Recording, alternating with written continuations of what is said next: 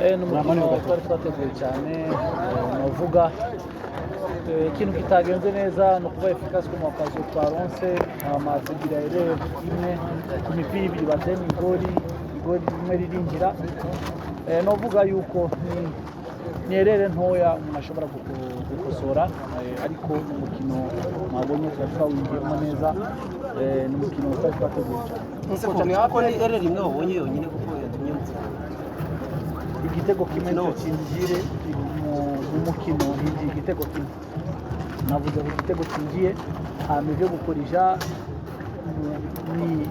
sinovuga ko ari bike iyo umuntu yatsinzwe ategerezwa kujya kuraba ibyagenze nabi n'ibyagenze neza umutoza navuze kuri reaction niko rikinjiye coach minota 45 igice cya mbere Rayon Sport nziza minota 45 igice cya kabiri Rayon Sport birayigora ndetse bakurikira umupira babona ko watenze gukora impinduka niki cyakugoye igice cya kabiri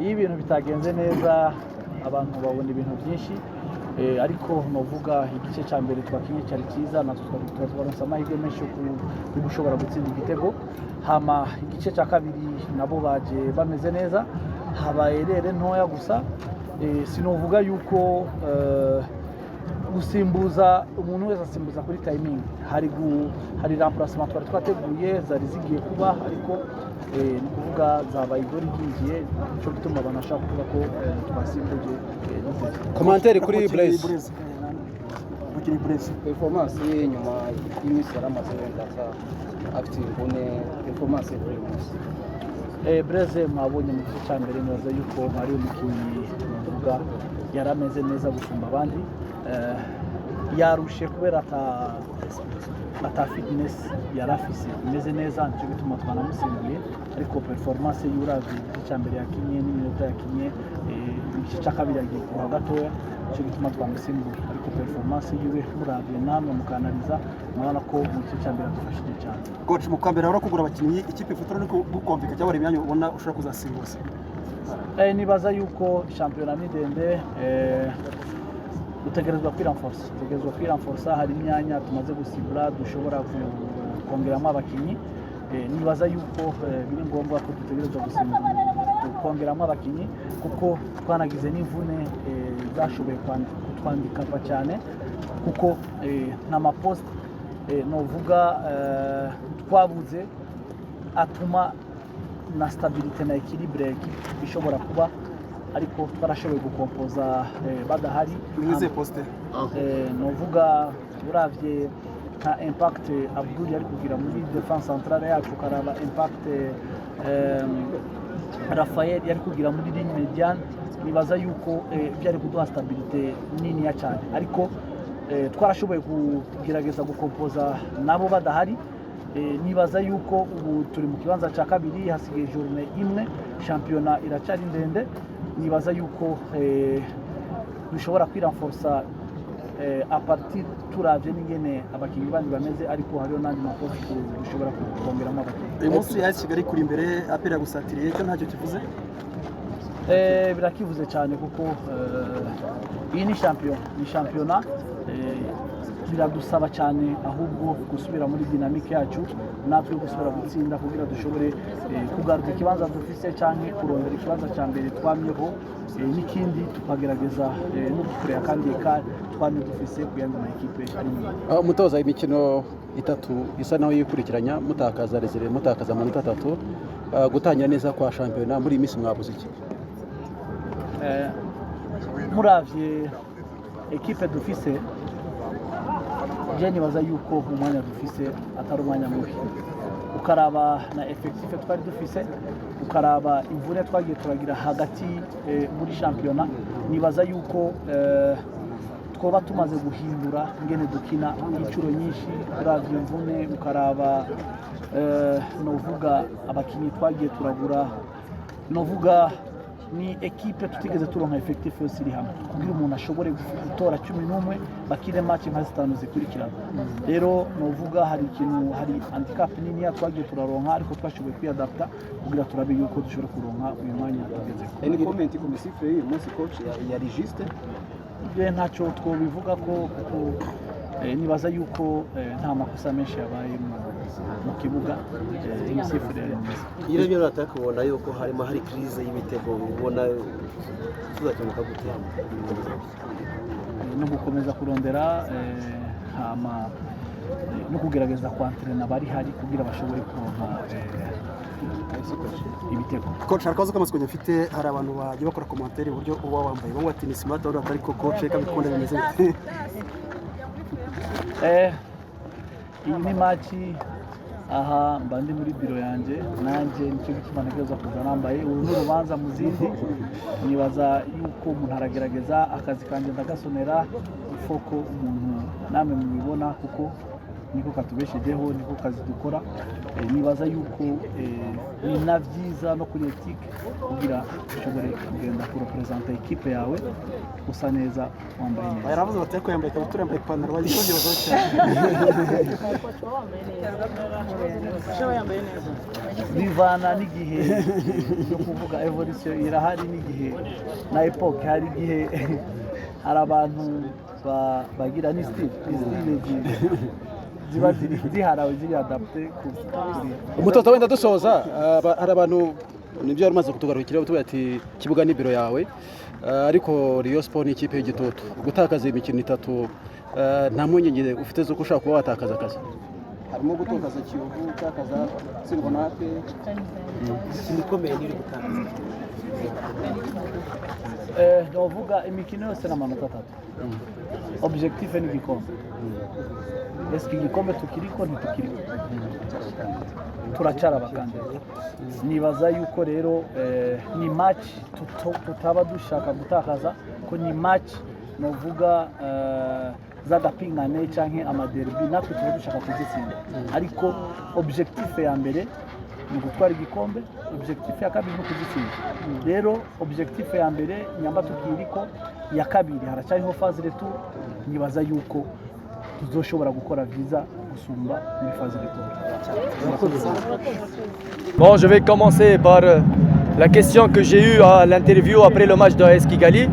Vous m'avez demandé, vous jouez encore pour le championnat.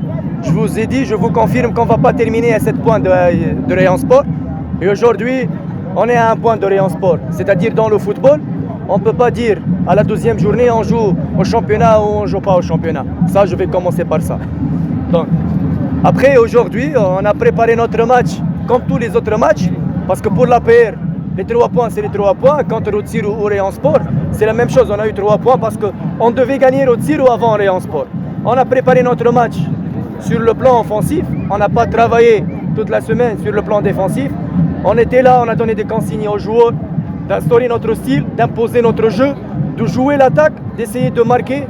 Et on était là, même après le premier but qu'on a marqué. On a fait des changements purement offensifs. On n'a pas joué la défense. On a essayé de marquer le deuxième but. Et c'est ça, je félicite le joueur pour le rendement qu'ils ont fait. Ils étaient là, ils étaient bien appliqués sur le plan tactique. Ils étaient là dans le repli défensif et aussi dans les transitions offensives. On a eu des occasions, plusieurs occasions. Et on a eu un pénalty non sifflé aussi. Et avant le but, ça chauffe. Ramadan a un arrêt décisif du gardien de but de Rayon Sport. Mais finalement, une très bonne passe décisive d'Anicet et un but magnifique de Yannick qui nous a permis d'arracher les 3 points aujourd'hui. Coach, dans la première mi-temps, Rayon Sport a dominé le match, mais nous avons vu l'inverse dans la deuxième mi-temps. Qu'est-ce que vous avez dit aux joueurs? Dominé, non. Je ne vois pas qu'elle a dominé Rayon Sport. Sinon, si tu peux dire une action nette, mais il n'y a pas de Rayon Sport. Mais nous, on a eu l'action de Djabel ratée et on a eu deux autres occasions sur la première mi-temps. On ne peut pas dire qu'elle a dominé Rayon Sport la première mi-temps, non. Je ne suis pas tout à fait d'accord avec toi. Mais la deuxième mi-temps, on est là. Et les joueurs, ils ont montré une grande personnalité, un caractère très fort. Ils étaient là jusqu'aux 95e minute. Et vraiment, c'est ça. On est en train de bien jouer depuis 6 journées. Depuis le match de Kiev ici, on méritait de gagner.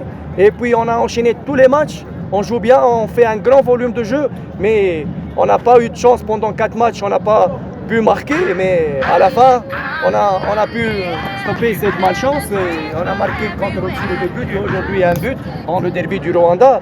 Et vraiment, je félicite les joueurs parce qu'ils sont là sur tous les plans, hein, mental, physique, technique et tactique.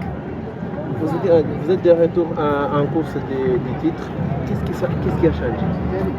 Il n'y a rien changé. Je viens de dire que nous, depuis le match de Kiev, on joue bien, on fait un grand volume de jeu, on domine tous les adversaires, mais il n'y a pas eu de réussite devant le but. On crée des occasions, mais il n'y a pas eu de concrétisation. Les deux derniers matchs, c'est comme d'habitude, on fait un volume de jeu, on crée des occasions, mais on a marqué. C'est ça la différence qui a changé pour ces derniers temps. Mais maintenant, on joue, on est là. Je n'aime pas parler du championnat parce qu'il reste maintenant 16 journées et la PR, elle joue toujours pour le championnat. On ne peut pas dire on est là, on n'est pas là. Non, on joue toujours pour le championnat, ça c'est notre destin. Ok, mais maintenant on est là, on est 3e à 3 points de AS Kigali et 1 point de Rayon Sport. Il reste encore 16 matchs, le championnat elle est lent. Et vous voyez, comme j'ai dit après l'interview de AS Kigali, j'ai dit dans ce championnat, tu ne peux pas prédire les résultats. Tu vois Étincelle, elle a gagné Rayon Sport. Tu ne peux pas prédire les résultats cette année. Gassogui elle est forte, Étincelle elle est forte, toutes les équipes ils ont de bons joueurs, de bons étrangers et nous on est là avec nos joueurs rwandais, on fait l'affaire, on gagne tous les matchs, on a gagné ce derby, on n'a pas perdu, on a dominé AS Kigali, on a dominé Kiovo, voilà, le joueur rwandais il prouve qu'il est là et qu'il peut jouer en Amavubi, c'est pas 2-3 joueurs de la PR qui vont en Amavubi, on mérite d'aller à 7 et à 8 joueurs parce que Bonheur, Bosco et tous les autres joueurs qui sont là à la PR, ils peuvent être à l'équipe nationale. Quel est mon style Anicet coach? Anicet, il a des qualités énormes. C'est le Rwandais brésilien. Anicet, vraiment, il a changé l'image de la PR en rentrant. Il a fait une passe décisive. Et aussi, il était bien en rentrant contre Rutsiro. Anicet, c'est un joueur qui a un bon futur. Il doit travailler encore. Et il peut devenir un grand joueur s'il travaille, s'il met dans sa tête un objectif bien précis pour le futur. C'est le 7e match, si je ne m'abuse pas, que Rayon Sport ne parvient pas à gagner à PRFC, peut-être après 3 ans. Quel est le secret de la PRFC pour que Rayon Sport ne parvienne pas à gagner? Non, c'est le travail. C'est le travail, c'est ça, il n'y a pas autre chose. Il n'y a pas de chance dans les derbies. Hein.